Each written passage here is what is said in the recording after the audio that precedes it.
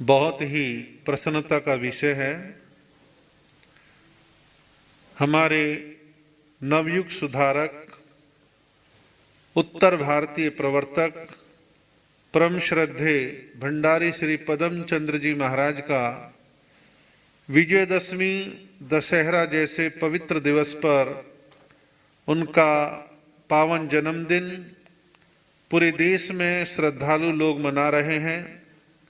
मेरा परम सौभाग्य रहा है कि मैंने श्रद्धे भंडारी श्री पदम चंद्र जी महाराज के दर्शनों और उनके पावन सानिध्य और उनसे चर्चा वार्ता करने का अनेक बार मुझे प्रसंग प्राप्त हुआ है। ये मेरा सौभाग्य है। श्रद्धे भंडारी श्री पदम चंद्र जी महाराज का जन्म हरियाणा में हलालपुर नाम के गांव के अंदर हुआ। बालपन में वैराग्य की प्राप्ति हुई और उनका सौभाग्य था कि उत्तर भारत के महान संतों में आचार्य श्री आत्माराम जी महाराज और प्राकृत और संस्कृत के उद्भट विद्वान श्रद्धे हेमचंद्र जी महाराज का पावन सानिध्य तो मिला ही मिला, उनके चरणों में जैन भागवती दीक्षा अंगीकार करने का भी सौभाग्य प्राप्त हुआ। दीक्षा ग्रहण करने के तुरंत पश्चात श्रद्धे भंडारी पदम चंद्र जी महाराज ने अपने आप को ज्ञान आराधना में समर्पित कर दिया और उनका दूसरा विषय था सेवा। ज्ञान और सेवा दोनों का उचित समन्वय करते हुए आपने अपने आप के जीवन को विकास के मार्ग पर बढ़ाया। और श्रद्धे भंडारी श्री पदम चंद्र जी महाराज का और भी अधिक पुण्य था कि उन्हें आचार्य श्री आत्माराम जी महाराज अपने स्नेहपूर्ण संबोधन में भंडारी जी महाराज कहा करते थे। भंडारी जी महाराज क्यों कहते थे? क्योंकि वो उनके विश्वास पात्र थे। भंडारी इसलिए कहते थे कि आचार्य श्री आत्माराम जी महाराज की निजी पर्सनल जो व्यवस्थाएं थी वो भंडारी श्री पदम चंद्र जी महाराज के हाथों में थी। चाहे वो आहार है, चाहे वो औषधि है, या कौन सा ग्रंथ कहाँ है और कौन से ग्रंथ की आवश्यकता है, तुरंत वो उपस्थित करवा दिया करते थे। क्योंकि ऐसा काम उन्हीं को दिया जाता है जिनका समर्पण है, स्नेह है और जो विश्वास पात्र हैं। इस सेवा का सुफल, अमृत फल श्रद्धे भंडारी पदम चंद्र जी महाराज को समय रहते मिला। उन्हें योग मिला। वाणी भूषण श्रद्धे श्री अमर मुनि जी महाराज को शिष्य के रूप में प्राप्ति का। अमर मुनि जी महाराज की उम्र छोटी थी। भंडारी जी महाराज के सानिध्य तक वो पहुंचे। आचार्य श्री आत्माराम जी महाराज के चरणों में उनको उपस्थित किया। आचार्य श्री आत्माराम जी महाराज ने कहा कि भंडारी जी, इस वैरागी का पूरा ध्यान रखना, ये बहुत समय आने पर योग्य निकलेगा। जिन शासन की प्रभावना करेगा तुम्हारे नाम को भी रोशन करेगा। और ये बात 100% समय आने पर चरितार्थ हुई, सिद्ध हुई। ये हमने भी अपनी आंखों से देखा है। और समय आने पर श्रद्धेय अमर मुनि जी महाराज को भंडारी जी महाराज का शिष्य बनने का सौभाग्य प्राप्त हुआ। भंडारी जी महाराज ने उनके व्यक्तित्व के विकास के लिए अपने आप को पूरी तरह से लगाया, नियोजित किया। और मैंने देखा है कि भंडारी श्री पदम चंद्र जी महाराज और श्रद्धेय अमर मुनि जी महाराज दोनों की जोड़ी पंजाब में बड़ा नाम कमा रही थी। सारा पंजाब, जम्मू सब तरफ घूमे और एक समय ऐसा आया कि वो हरियाणा में आए, दिल्ली में आए, यूपी में गए। अनेक प्रांतों में उन्होंने विचरण करके जिन शासन की प्रभावना करी और श्वेतांबर स्थानकवासी परंपरा और श्रमण संघ का गौरव बढ़ाने का काम किया। परम श्रद्धे भंडारी श्री पदम चंद्र जी महाराज का परम पुण्य था कि उनको वाणी विभूषण श्रद्धे अमर मुनि जी महाराज जैसे सुयोग्य शिष्य का योग लगा। और मैंने स्वयं इस बात को देखा है कि अमर मुनि जी महाराज ने भंडारी जी महाराज के प्रति पूरा समर्पण भाव रख करके किस प्रकार पूरे उत्तर भारत के अंदर पूरे मान सम्मान को बढ़ाया। और आचार्य श्री आत्माराम जी महाराज ने कहा था, भंडारी जी महाराज, इस योग्य वैरागी को प्रशिक्षित करो, तैयार करो, समय आने पर दीक्षा देना। और यह समय आने पर जिन शासन की अपूर्व प्रभावना करेगा और आपके नाम को रोशन करेगा, ऐसा भविष्य में हुआ भी। इसको लोगों ने, समाज ने देखा भी है। पंजाब के अंदर खास तौर पर एक समय था, भंडारी जी महाराज और अमर मुनि जी महाराज की जोड़ी बड़ी प्रसिद्ध थी गुरु शिष्य की। जहां जाते थे हजारों की तादाद के अंदर जैन अजैन बंधु धर्म प्रवचनों के अंदर लाभ लिया करते थे, और इस प्रकार से जिन शासन की पंजाब के अंदर व्यापक प्रभावना करी। और एक वो समय भी था जब 1964 के अंदर अजमेर के अंदर आचार्य श्री आनंद ऋषि जी महाराज का चादर महोत्सव और एक साधु सम्मेलन आयोजित हुआ। तो भंडारी जी महाराज और हमारे अमर मुनि जी महाराज राजस्थान पहुंचे।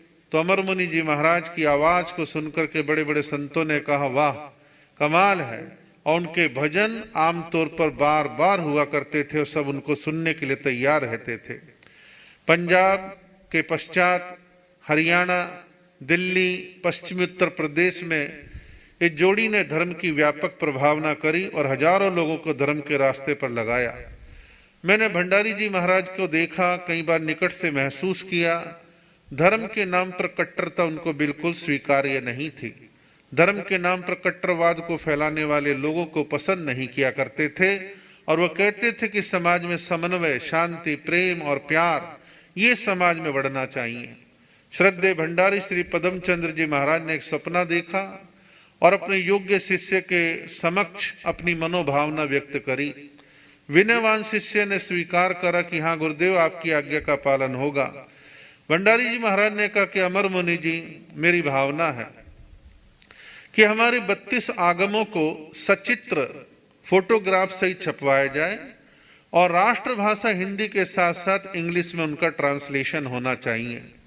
काफी हद तक उस काम को श्रद्धेय भंडारी पदम चंद्र जी महाराज के जीते जी अमर मुनि जी महाराज ने सफल बनाया, और भंडारी जी महाराज के जाने के बाद भी जो काम अधूरे थे उनको पूरा करने का काम अमर मुनि जी महाराज सतत करते रहे।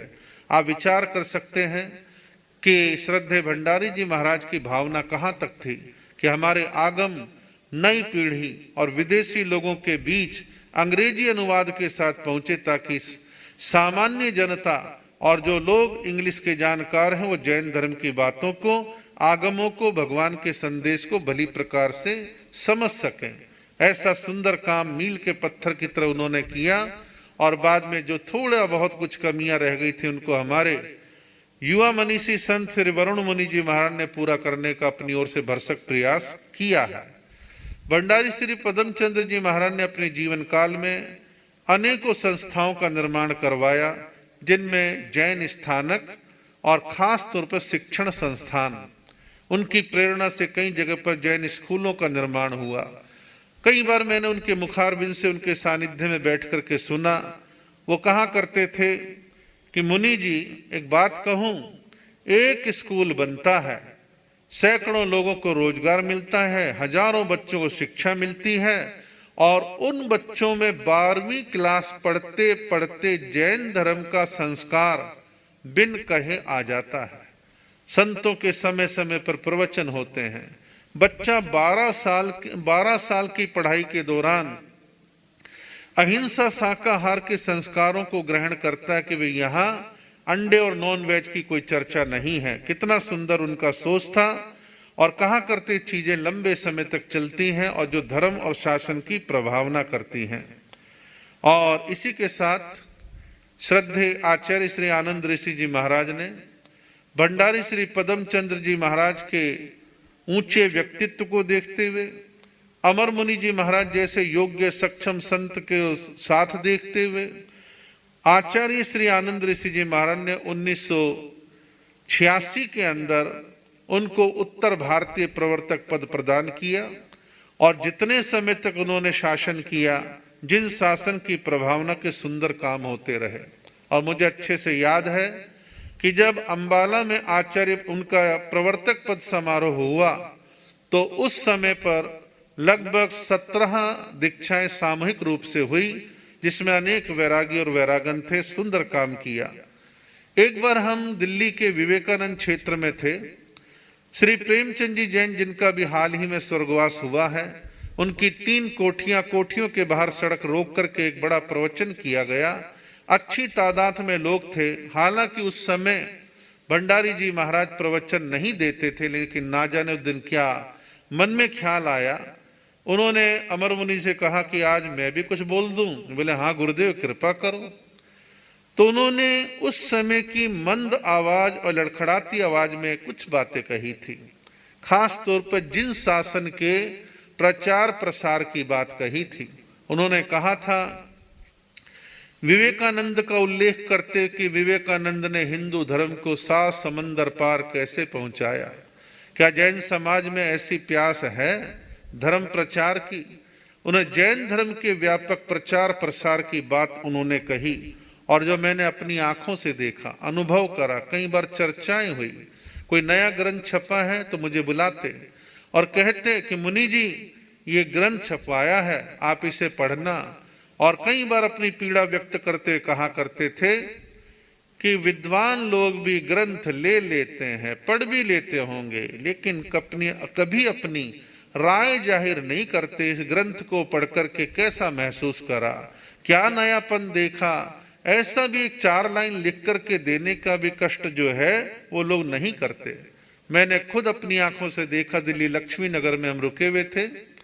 कहीं थोड़ा 2.5-3 किलोमीटर दूर कोई बौद्ध मठ था। तो उस बौद्ध मठ के अंदर स्वयं कुछ ग्रंथों को लेकर के साथ में एक आध भाई लेकर के गए और बौद्ध मठ वालों को देकर के कि हमारे जैन ग्रंथ हैं, आप भी पढ़िए। हम जब बौद्ध ग्रंथ पढ़ सकते हैं तो आपको जैन ग्रंथ भी पढ़ने चाहिए। मैंने देखा दिल्ली यूनिवर्सिटी की लाइब्रेरी में स्वयं जाते हैं और वहां के चांसलर से मिलते हैं, वहां के प्रिंसिपल से मिलते हैं, लाइब्रेरियन से मिलते हैं और जैन ग्रंथ वहां की लाइब्रेरी में रखवाते हैं, क्योंकि उनकी सोच थी आज ग्रंथ रखेंगे तो कभी ना कभी कोई ना कोई उठाएगा, पढ़ेगा, जानेगा। तो इस प्रकार जैन धर्म के प्रचार प्रसार की उनके मन के अंदर बड़ी भूख थी, बड़ी प्यास थी, चाहत थी। मैं सुनने वालों से कहूंगा, चाहे वो साधु सती हैं, चाहे श्रावक श्राविका हैं, उनके जीवन से प्रेरणा लें कि हम जिन शासन की प्रभावना के लिए कुछ करते हैं, क्या हम धर्म प्रभावना का कोई कष्ट करते हैं? हमें करना चाहिए। और ऐसे महापुरुषों को हम स्मरण करते हुए हम ऐसे भाव लाएं कि हम जिन शासन की प्रभावना में तन मन धन बुद्धि कार्यों के द्वारा जो कुछ कर सकते हैं हमें करना चाहिए। ऐसे महापुरुषों के प्रति सच्ची श्रद्धांजलि, उनके प्रति विनयान्जलि, श्रद्धा के भाव यही हो सकते हैं। और वो आपसे क्या मांगते हैं। और आज के इस आयोजन के लिए मैं उप प्रवर्तक पंकज मुनि जी महाराज और युवा मनीषी डॉक्टर वरुण मुनि जी महाराज को और अन्य संतों को बहुत बहुत साधुवाद देता हूं कि आपने जूम ऐप के अतिरिक्त अनेक संतों के वक्तव्य वीडियो क्लिप के द्वारा मंगवाए हैं। और मैं समझता हूं कि ऐसे विचार कहीं ना कहीं यूट्यूब पर रहते हैं, फेसबुक पर रहते हैं, समय निकाल के बहुत सारे लोग सुनते भी हैं। तो इस प्रकार का आपका प्रयास सुंदर है।